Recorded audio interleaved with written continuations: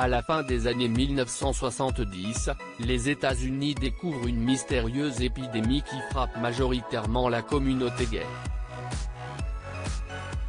Il faudra attendre le début des années 1980 pour que le monde entier ne découvre l'existence du sida. Depuis, la recherche se poursuit pour trouver un traitement de lutte contre la maladie.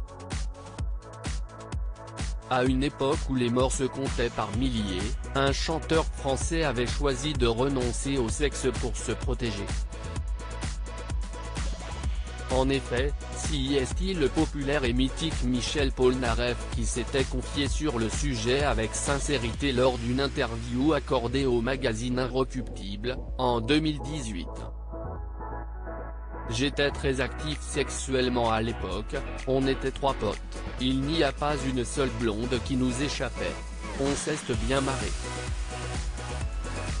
Pour moi, les gens qui n'ont pas connu les années 1970 ont un énorme vide dans leur être. J'étais tellement actif à l'époque que lorsque je regardais mes parties, j'avais l'impression qu'elle allait tomber, disait-il alors pour évoquer sa vie de fêtard et de séducteur. Mais l'interprète des tubes Lettres à France, On ira tous au paradis, Je suis un homme ou encore Goodbye Marilou a vu l'épidémie de sida faire son apparition et il a pris peur. Michel Polnareff a ainsi pris une décision radicale, renoncer aux relations sexuelles.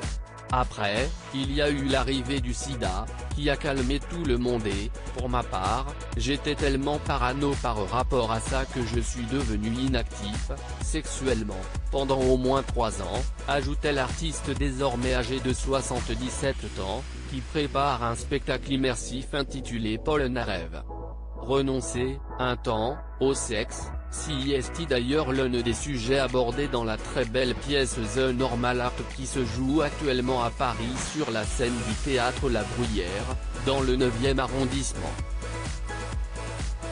À noter que les téléspectateurs seront invités à faire des dons tout au long de la soirée ce samedi 26 mars, alors que France 2 diffuse une émission spéciale Les Stars chantent pour le SIDA Action, 40 ans de chansons de Céline Dion.